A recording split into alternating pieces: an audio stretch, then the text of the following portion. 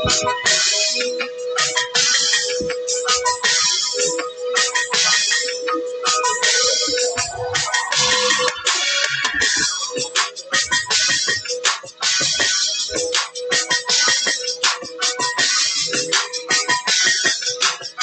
going on, Wiz Nation and Mystics Nation? It's your main man, K. Jose, and welcome to another episode of DC Hoopla. First episode of 2022. Happy New Year to you guys. If it's your first time being on here, welcome. If you are a regular listener, welcome back. So today I'm going to talk about the Wizards losing to the Chicago Bulls last night. There's quite a few things that I want to discuss.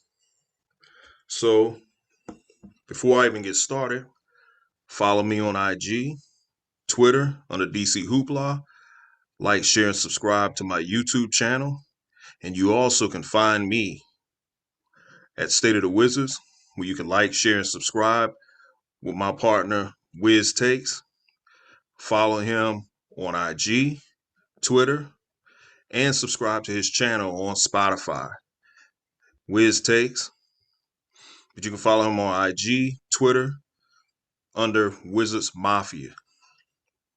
So, the 40th game of the season, and the Wiz drop a game to the Chicago Bulls.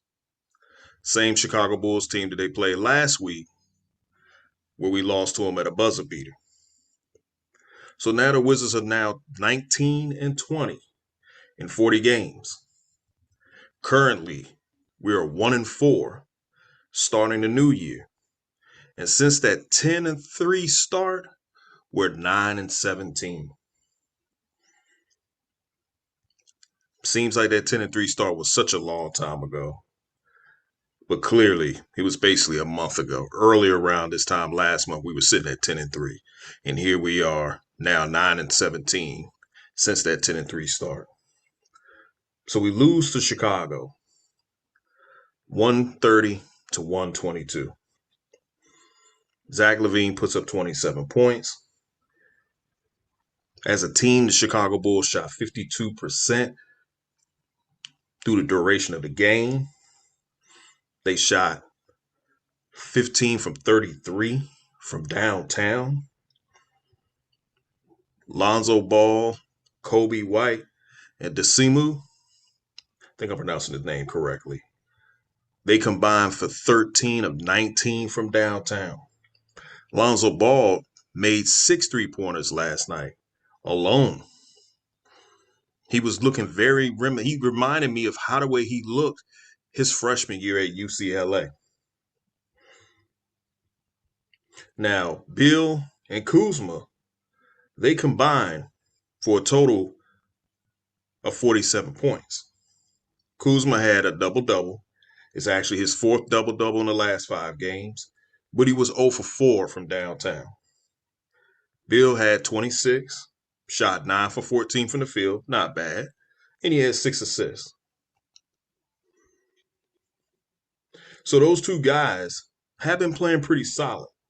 And what I will say is Kyle Kuzma, within the last 3 games, has been averaging 27 points, 11.3 rebounds, and 3.3 assists in the last 3 games. But we're not playing any defense. At halftime, we gave up 73 points in the first half. You can't win ball games when you give up 73 points just in the first half alone. How do we expect to be such this great elite team when we're literally not defending whatsoever? We clearly reverted back to the Scott Brooks style of basketball where we value possessions as far as scoring, but we don't care about stopping the opposing team. We clearly did not close out on the 3-point shooters. As many times as I saw Lonzo Ball stand there by himself, get himself together, make himself a cup of coffee, grab him a donut, dunk it in the coffee, take a bite, and then shoot the 3 and make it because no Wizard defender decided to go out there and even guard him. Come on, man. It's just a lack of focus. In the third quarter, the game was tied because this was actually a winnable game at one point. In the third quarter, the game was tied, 87 up. Tied. With 4 minutes left in that third quarter, Lonzo Ball, as I just described what he was doing, hits a three, and then the Bulls go on a 10-2 run with Zach LaVine scoring 7 points during that 10-2 run.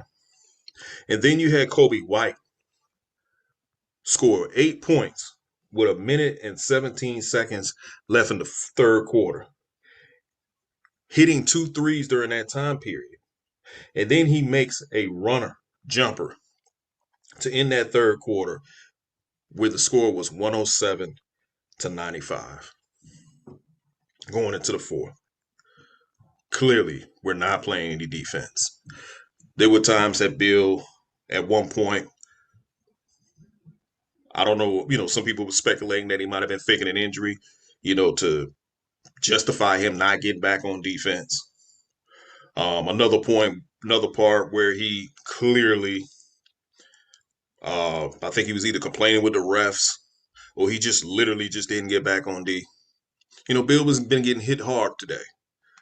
But as a total, with the team, nobody really played defense. So I can't just blame Bradley Beal. But a lot of folks who wanted this team to pick the pace up and be more of a faster paced team, because we did have a total of 18 fast break points yesterday, if I'm correct, which is probably the most I've seen since John Wall has been traded.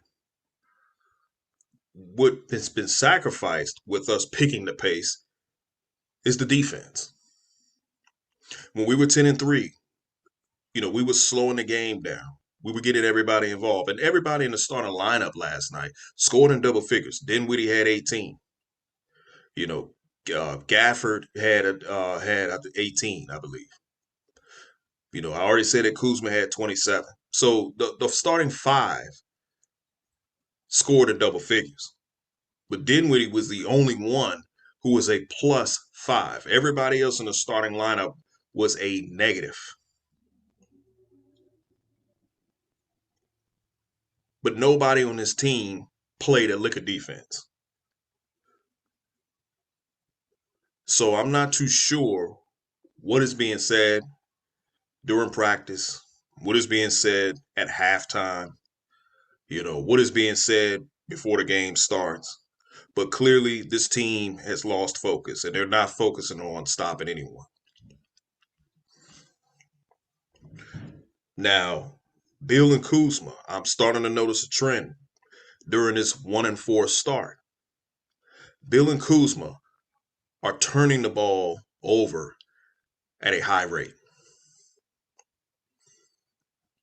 Against the Chicago Bulls the first time, they combined for 9 turnovers. Against the Hornets, when we won that game, they combined for 9 turnovers there. They combined for 7 turnovers against the Rockets when we lost. And they combined for 5 turnovers against Chicago. Correction, the first time they played Chicago, they combined for 5 turnovers. The first meeting. They had 9 last night. So within this 1-4 start, Bill and Kuzma have turned the ball over a combined 30 times in 5 games. You can't win ball games when 2 of your players who've been putting up good numbers are turning the ball over at a high rate.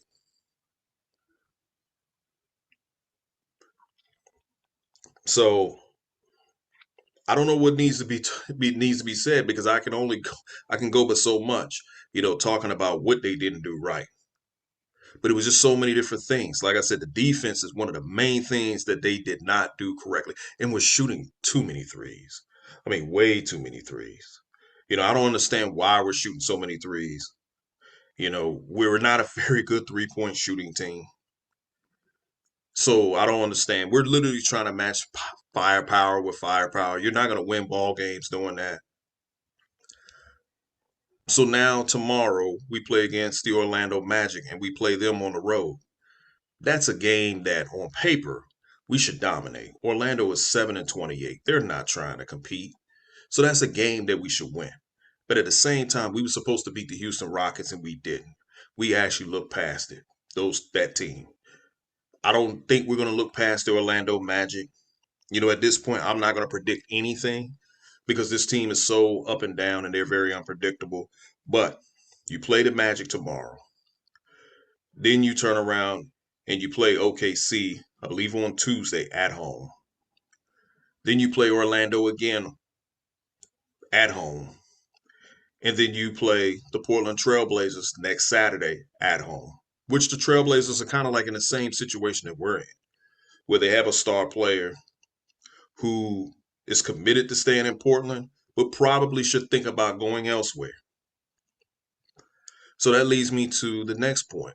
The trade deadline is coming up. We got to start talking about what this team can do. I look at it that this team is pretty much not going to be as good as advertised. We can talk about the depth all we want.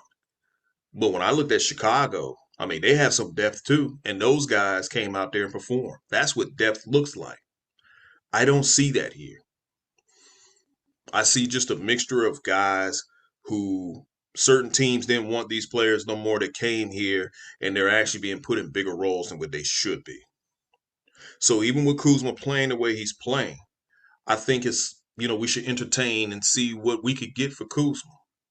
Because I'm at this point where players who are over the age of 26 should be put on a trade block. For the little bit of the game, the first part of the game, I want to say at least a good 25% of the game, the start of the game, Spencer Dinwiddie looked disinterested. He looked like he wasn't really trying to ruffle any feathers, which he did say that after the game. He said that his job here is to complement Bradley Beal. He has no problem with Beal being the point guard. He doesn't mind sliding to the two.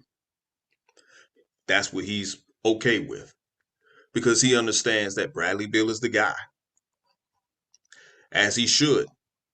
But I do feel that Spencer Dinwiddie shouldn't defer so much of his game because he's very effective. We were winning ball games when Spencer Dinwiddie was the focal point. But I understand why he's taking the stance of, hey, you know what? I'm here just to help. But I think maybe we should move Spencer Dinwiddie. Maybe he's not happy with how the way things are going right now. Montrezl Harrell, he's still on COVID protocol. I believe he will possibly be playing tomorrow because I believe his protocol is done. He's another player that you got to get involved. So I do believe with the trade deadline coming up, it's something that we should really have a discussion about flipping some of these players that we have. Because the way it's looking, when you have Chicago, the Bucks, and the Brooklyn Nets, let me actually repeat it in order. So Chicago, the Brooklyn Nets, and the Bucks. That's your 1, 2, 3 seeds in the East. We're currently sitting 9th in the East. So if the playoffs started today, we would be participating in the play-in. And if we happen to either fall in the 7th or the 8th seed, we're playing one of those top 2 teams in the Eastern Conference, which will easily lead to an early exit. And then what are we going to be talking about during the offseason? Are we going to sit here and talk about what other way we can actually build this team to keep Bradley Beal here? I mean, we need to face reality. The team is just not as good as advertised. We're good enough to beat some of these bad teams, but this team that we currently have, it's very easy for them to lose focus. So I don't feel confident that this team is going to win 45 to either 47 games this upcoming season. We're trending to win 35 to maybe 40 games. Because come the deadline, we're probably going to make one small move that's only going to probably grant us 5 more victories. You know, a lot of people want us to bring a star player here, but I don't think we have enough pieces to bring a star player here. Let's keep in mind, look at the trouble that we went through just to acquire Spencer Dinwiddie. You know, we traded Russell Westbrook, and we really didn't have enough to bring in. We had enough to bring in KCP, Kuzma, and Montrezl Harrell, but we also try to figure out a way to bring in Spencer Dinwiddie because we were capped out. So we had to include 2 other teams. I'm sorry, three other teams just to execute the trade. And we most likely will probably have to do that again. I don't know what other player we could actually try to grab by the deadline, because I just think that we don't have enough assets. Some people say, well, let's include Rui. Well, first, Rui got to play. We haven't seen Rui play. And when he does, why should we include him? He's supposed to be a piece for the future. Same with Denny. Why are we including these guys? Right now, the players who are playing right now, those guys should be the ones that we're looking at. Moving. Period. Those guys are more advertising. They're more appealing.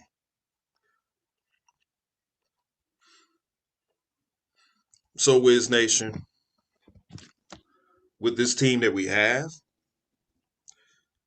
this team has clearly, as I stated before, lost a lot of focus.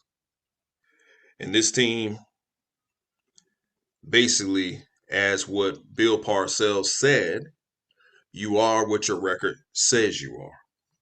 We're 19-20 for a reason. So this will conclude the first episode of the new year of DC Hoopla. Once again, like, share, and subscribe to my YouTube channel. And also continue listening out for future episodes on Spotify. Be on the lookout for the next episode of State of the Wizards. You guys have a good one.